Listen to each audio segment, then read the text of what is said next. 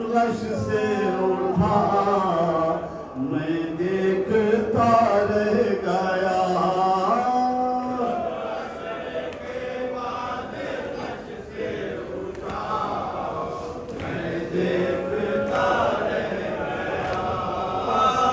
जब असर के बाद गश से उठा मैं देखता रह गया।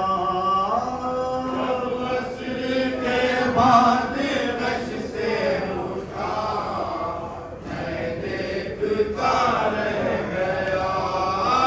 था जलते खैमों में, हाय था जलते खैमों में महशर बापा मैं देखता रह गया।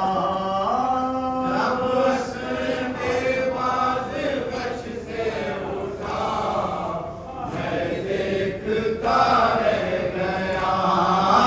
जब असर के बाद गश से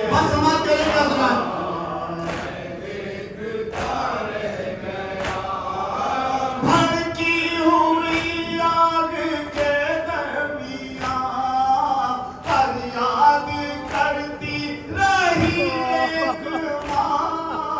भड़की हुई आग के दरमियां फरियाद करती रही एक मां।